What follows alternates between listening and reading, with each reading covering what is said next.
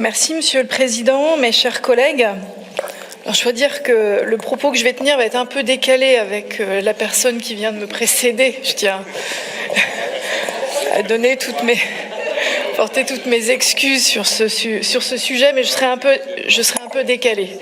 Alors j'inaugure ce pupitre aussi, j'espère qu'il nous portera chance. Merci.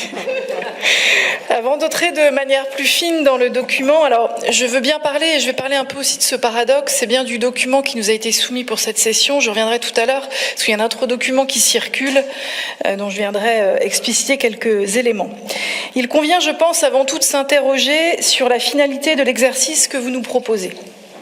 Prenons tout d'abord son titre, la Brescope, autrement dit la conférence bretonne des partis. Vous en conviendrez comme moi, les mots choisis ont leur importance. Certains peuvent être usés, voire vidés de leur sens. Je citerai pour coller au thème, et je ne savais pas que Madame Lemouzy allait dire la même chose tout à l'heure, mais je partage son propos, que par exemple la notion de développement durable est aujourd'hui devenue une notion bien galvaudée depuis tous ces grands sommets mondiaux qui se sont parfois hélas soldés par des échecs, par les agendas 21 que nous avons réalisés, par les démarches RSE et j'en passe. Certains portent en eux de la complication, de la contrainte, parfois de la technocratie, symbolisent ce qui vient d'en haut. Le choix des mots Brescope peuvent s'inscrire dans cette philosophie et ainsi véhiculer un message venant des élites et donc d'obérer les meilleures conditions de réussite d'une démarche participative. Or, le compliqué cache le sens plutôt que de le révéler. C'est de sens dont nous avons besoin. Nous vivons en effet une période de métamorphose. Les technologies sont imparfaites, en expérimentation, avec leur lot de fausses bonnes idées. Nous devons tous prendre conscience de la complexité du monde dans lequel nous vivons. Nos mots, et ça a été dit encore tout à l'heure, nos mots, nos discours doivent parler aux citoyens de cette réalité. Et surtout, pour éviter les incompréhensions, ils se doivent d'être clairs et sans jargon. Avant toute chose, je pense que la prise de conscience environnementale, nous l'avons vu avec les jeunes tout à l'heure, est bien là, mais nos pratiques quotidiennes ne progressent pas assez vite au regard de l'urgence climatique. Parce que oui, nous épuisons notre budget nature en moins de 8 mois. D'après une étude américaine, il nous resterait 12 années de terbium, élément présent dans vos smartphones, dans nos moteurs d'éoliennes, dans nos piles combustibles, dans nos ampoules de basse consommation. Sachant qu'il est difficile à recycler, nous gaspillons ce qui est déjà nécessaire à nos innovations soutenables. Les estimations nous promettent la fin de l'or et du zinc en 2025, du plomb et du lithium en 2030, du cuivre en 2039, de l'uranium en 2040. Ces données sont bien entendu théoriques, elles sont basées sur une même tendance de consommation, sans découverte majeure de nouveaux gisements. Concernant le réchauffement climatique, et ça a été dit également tout à l'heure, la planète s'adaptera à cette nouvelle donne. Ce sont nos conforts de vie dans ces nouvelles conditions qui sont menacés aujourd'hui. En 2050, un tiers des espèces aura disparu. Moins de variété, c'est moins de résistance. Nous devons nous préparer à une guerre de la faim et à une guerre de l'eau. Pour illustrer une partie de mon propos, nous utilisons beaucoup d'eau pour produire nos objets de consommation. Par exemple, 2900 litres pour un simple t-shirt. Alors, parler de soutenabilité, j'avoue que je préfère ce terme à celui de durabilité, nous projette dans une échelle de temps, une échelle qui permettrait à nos dommages d'être réparés, aux ressources de se reconstituer et au sol d'absorber nos déchets. Pour résumer notre exercice, j'emprunterai les mots de Jean-Paul Sartre, je le cite, « L'homme sera d'abord ce qu'il a projeté d'être, il est à faire ». L'exercice de cette Brescope est donc un exercice intéressant et nous pensons qu'il est même vital. Mais se projeter en 2030, en 2040 ou en 2050, est-ce si simple? Notre réflexe, si on le voit dans votre document, est de projeter ce que l'on connaît aujourd'hui, avec notre mode actuel de pensée, de poursuivre les tendances lourdes et de voir comment pour certaines nous pourrions les atténuer ou les accentuer. Notamment grâce à une forme, je l'ai encore entendu sur Pontivy, de contractualisation, de schéma et de bottom-up, et même, et je vous ai écouté, Monsieur le Président, tout à l'heure dans votre discours d'inauguration, Même la SRD2I ne serait pas re-questionnée d'un nouveau dans la perspective 2040. Pour autant, tout à l'heure, vous nous avez effectivement dit qu'il fallait peut-être lasser les schémas, lâcher un peu le normatif. Et dans le document qui nous est soumis aujourd'hui à la session, la SR2I n'est pas questionnée pour l'horizon 2040.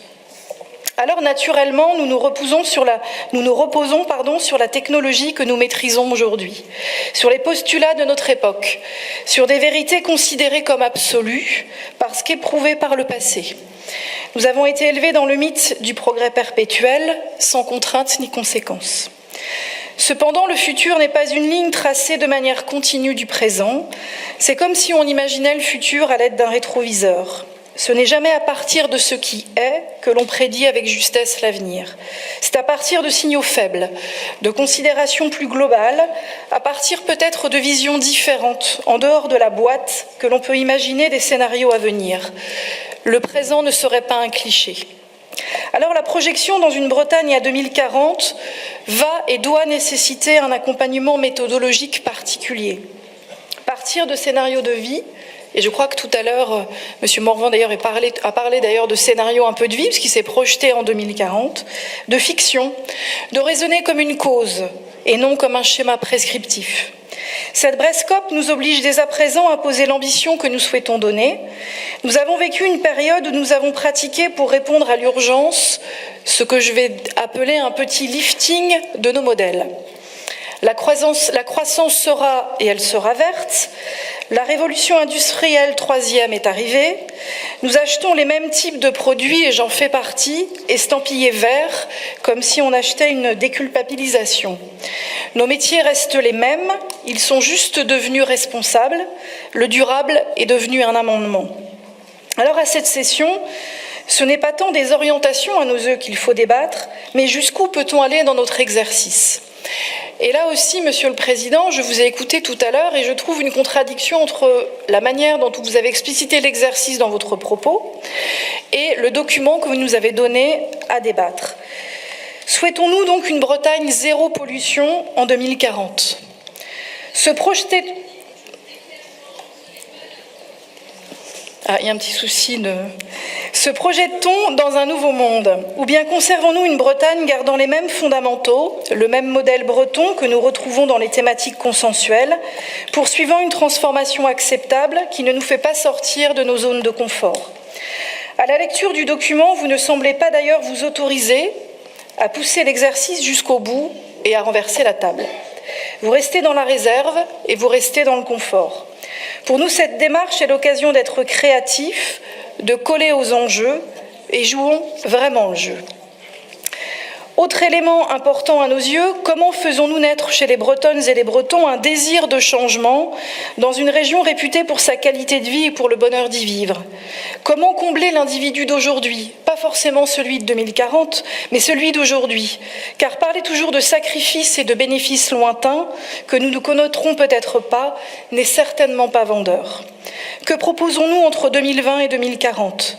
Parce que oui, nous ne devons pas compliquer la vie des gens, au contraire, nous devons la fluidifier, l'embellir. Les nouveaux comportements doivent s'inscrire naturellement dans nos vies, en amenant de la simplicité et du confort. Personne ne regrettera les anciens, et quoi que disent certains, l'idée n'est certainement pas de revenir à la bougie. Alors maintenant, sur cette finalité, je voudrais évoquer un peu la méthode. Et peut-être que là, je vais être un peu moins consensuelle. Parlons maintenant de votre méthode. Elle n'est pas tout à fait claire du point de vue de nos fenêtres. Elle n'est pas claire car vous repartagez peu. Quand nous avons regardé le document, nous l'avons comparé, le document qui est soumis à cette session, nous l'avons comparé avec les documents qui a été soumis à la contribution, qui est déjà soumis à la contribution. Et ces deux documents sont des documents différents. Le premier document que vous nous avez présenté, que vous nous présentez aujourd'hui, c'est le fameux top départ de la Brescope. Alors bien sûr, la communication, elle est partie un peu plus tôt. Bon, certes, pourquoi pas. Je viens de m'inscrire à un jeu pour devenir présidente du conseil régional. Très bien. Mais pour autant, le document que vous avez soumis porte des choix. Il n'est pas ouvert. Pour quelle raison ? quelle raison le document qui est porté à la contribution des citoyens, des Bretonnes et des Bretons n'est pas le même que celui qui est porté aux élus régionaux de Bretagne? Pour quelle raison cette différence? Nous aimerions connaître d'ailleurs ensuite votre réponse. Alors finalement, on subit un peu une asymétrie de l'information à vous d'ouvrir le bal. Nous n'avons pas accès à l'ensemble des informations. Les contributions qui ont nourri ce premier document ne nous ont pas été communiquées. Le contenu des kits de concertation et ces jeux sérieux pas non plus. La territorialisation en 5 territoires de la Bretagne, elle arrive d'où? Des choix ont été opérés dans le document, nous n'en avons pas les justifications car les commissions dernières, les toutes dernières, ont été extrêmement intéressantes, il ne s'y est rien passé et rien dit. Nous ne connaissons pas l'origine même des propositions dans le document proposé. Ainsi, comment les élus régionaux, mais aussi les participants, parce qu'au-delà d'être égoïste, on va aussi parler de ceux qui vont contribuer. Eh bien, ceux qui vont contribuer, comment vont-ils suivre l'évolution du document? Y a-t-il un régulateur? Qui est-il? Est-ce que c'est le conseil scientifique? Qui va s'occuper de cette régulation? Déjà, en faisant quelques choix, vous n'en faites a fortiori pas un document ouvert. C'est dommage, car pour nous, en ce début de démarche, le choix aurait dû l'être. Il faut aboutir à plusieurs alternatives. L'erreur serait de décréter de nouveaux dictats, d'imposer la bonne solution. Alors également, selon nous, la méthode doit être inspirante, et je crois que quelqu'un l'a dit également, inspirante pour tous, et surtout connectée aux nouvelles générations et aux femmes. C'est par eux, notamment, que les lignes vont bouger. Nous appelons de nos vœux que ces catégories puissent participer ardemment à cette Brescope. Alors pourquoi la génération Y, la génération des pourquoi? Parce que celle-ci relativise la valeur travail au profit de la qualité de vie. Parce que les entreprises, aujourd'hui, ne peuvent plus promettre la sécurité de l'emploi et la progression des revenus. Les garanties d'avenir ne sont plus possibles, alors il faut d'autres gages. L'entreprise doit leur apporter de l'attention, de la reconnaissance, le droit de participer, des facilités pour leur qualité de vie. En somme, il faut leur apporter du sens. L'esprit Y, c'est l'intégration de la révolution numérique. C'est cette vie sociale augmentée avec le smartphone qui nous prolonge. Occasion, troc, location, prêt de produits, échange de services, bio, équitable, achat à plusieurs, entre voisins, récupération d'objets laissés sur le trottoir, achat direct auprès des producteurs. Une nouvelle société marchande se dessine. La société marchande, elle se structure autour de 3 points majeurs. L'usage plus que le produit. Ce n'est plus la propriété, l'échange et d'autres lieux. Nous sommes dans une société du lien. L'esprit grec n'a aucun problème avec le « et ». Ce n'est pas l'un ou l'autre. Cela leur permet de ne pas avoir d'état d'âme sur un engagement qui ne serait pas tenu ou qui serait imparfait. Ils avancent. Les Y sont particulièrement motivés par le collectif et l'envie de faire équipe. Ils concourent à affaiblir les autorités traditionnelles de pouvoir et de savoir. Comment vont-ils s'y retrouver dans notre démarche? Alors les femmes. Eh bien, le milieu du développement durable est depuis longtemps un milieu assez féminin. Des cabinets d'ailleurs stratégiques ont été fondés par des femmes. Elles ont pris conscience assez rapidement des préoccupations de soutenabilité. Par ailleurs, hélas, les femmes sont aussi les premières victimes de l'inégalité du système, les plus vulnérables aux risques environnementaux et sociaux. Mais surtout, elles ont moins peur du renoncement. Elles ont davantage la capacité de remise en cause que les hommes. Selon une étude McKinsey, une plus grande présence féminine dans les conseils d'administration assure de meilleures performances financières grâce à une stratégie plus prudente et plus créative. Le souci éthique propre aux femmes est de ne pas nuire. Les femmes sont la plupart du temps encore au cœur de la consommation du foyer, des choix de budget et des usages. Elles se doivent donc d'occuper une place importante dans notre exercice. Alors le document présenté nous a donné aussi cette impression, alors le sera-t-il peut-être pas au final, mais nous a donné aussi une impression de raisonnement en silo. C'est vrai, dès qu'une nouvelle démarche arrive, nous avons appris à défendre nos territoires. On le voit toujours dans cette confrontation un peu est-ouest, dans cette confrontation métropole, périurbanisation et le monde rural. Nos savoir-faire, on s'arc-boute derrière. On préfère le secret plutôt que le partage. Sauf qu'aujourd'hui, les solutions soutenables se trouvent aux intersections des enjeux et des acteurs. Cela nécessite une vision large des choses, sans a priori ni frontières. Ces solutions, pour être viables, sont bien souvent le fruit de nouvelles connexions entre une offre et une demande qui ne se rencontraient pas, entre deux problèmes qui peuvent s'annuler l'un à l'autre.